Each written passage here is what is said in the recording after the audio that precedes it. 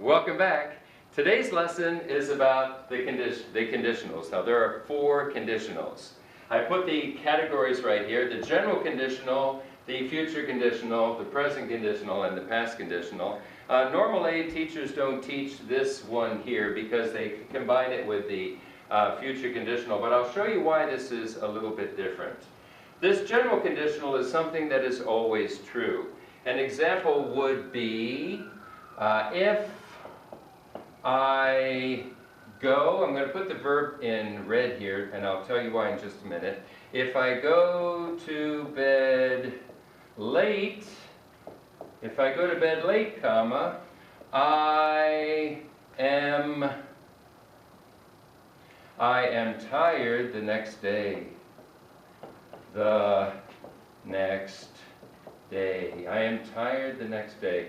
If I go to bed late, I am tired the next day. I use the simple present in the if clause, and by the way, all the conditionals use the word if. That's why we call them conditionals. Because if this is not true, then this is not true. So this is the condition and this is the result.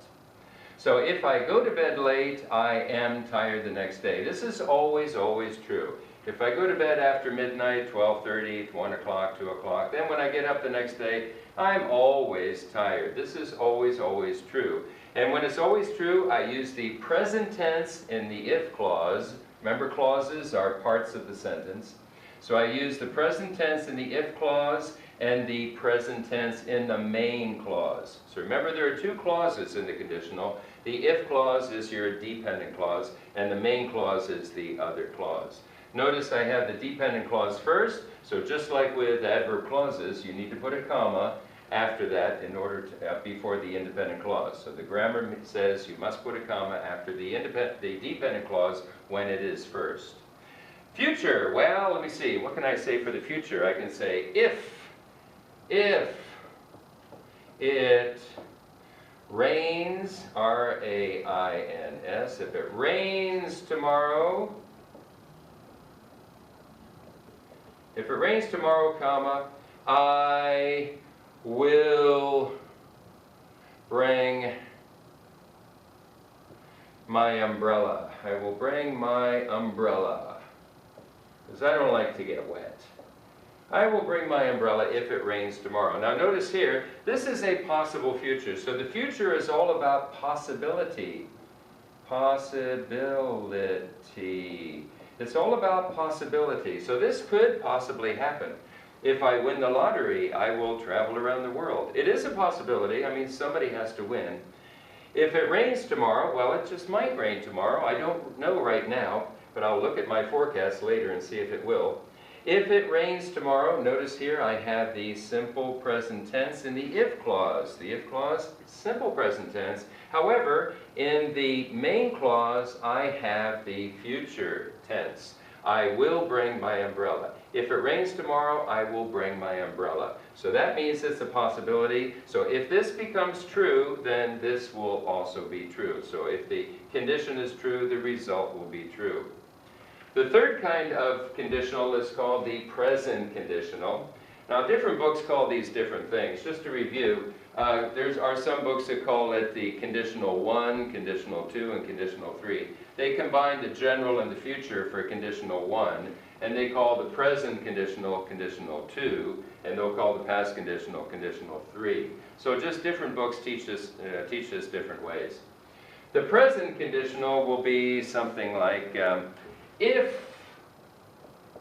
I were you, comma, I would tell the truth. If I were you, I would tell the truth. Now what is happening right here? Even though this is the present conditional, you're not going to use the present tense. The present tense is used when it's the future conditional. This is the simple past tense. If I were you, I would tell the truth. So you use the simple past tense in the if clause, and you use would plus the simple form in the main clause. I would tell the truth. I want you to notice something right here. Normally you say, I was. But after if, you say, I were. Why? Well, this is kind of a carryover from Old English, but educated people still do this. It's called the subjunctive. Don't worry about the name of it, but educated people still they change was to were after a conditional if. So if you want to sound educated, you are going to do this and not say, if I was you, but you'll hear that on the street. But if you want your English to be a little bit better, a little bit more formal, you say, if I were you, I would tell the truth. So just practice that a number of times. If I were you, I would tell the truth. If I were you, I would tell the truth. And by the way, that's a good way to give people advice, because you're not giving advice directly to somebody. You're saying, if I had that problem, this is what I would do. If I were you, I would tell the truth. So, simple past in the if clause, and would plus simple form in the main clause. The past is a little more difficult, so in my website I have actually saved this until the advanced conditional page, but I want to introduce it right here, even though you're not going to see any exercises with this on this particular page. The past conditional is a good example. Let me see. If I had studied, S-T-U-D-I-E-D,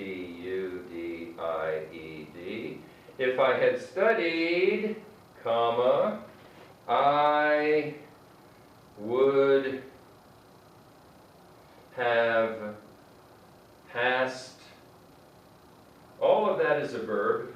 I would have passed the test. Now this is used, I would have passed the test. This is used when it's too late.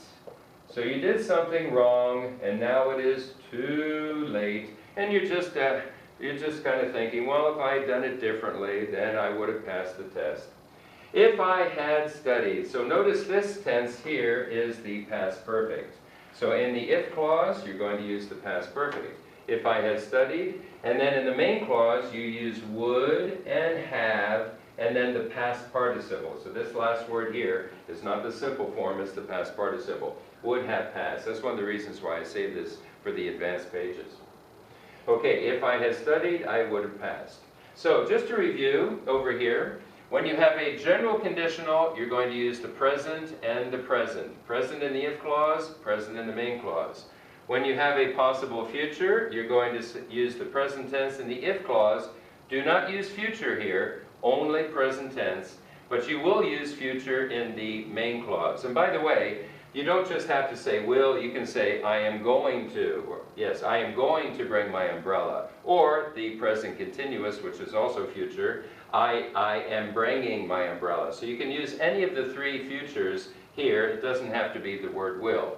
When you have the present conditional, you're going to use the simple past, and remember to change was to were, and then you're going to use would in the simple form in the main clause. And when you have the past conditional, you're going to use the past perfect in the if clause, and would have in the past participle in the main clause.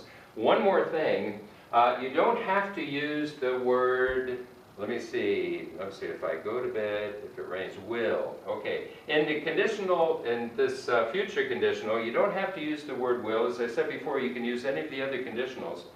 But you can also say can. I can bring my umbrella. You can also say may. I may bring up my umbrella. So you can substitute for this word will, you can substitute any of these three words. I will bring my umbrella. I can. Now can means possibility, so you'd only use it when you're talking about possibility. And I may bring my umbrella when you're talking about, can is ability and may is possibility. So if you have the ability to bring your umbrella, you say I can. I can bring my umbrella, or I may bring my umbrella. Over here, you can do the same thing with would. You can say, I would tell her the truth, I could tell her the truth, and I might tell her the truth. Again, could is for ability, and might is for possibility. I know there's a lot of information right here. That's why you need to study this page very, very carefully. And make sure you know it before you do the quiz at the end of it. Okay? Good luck. Bye for now.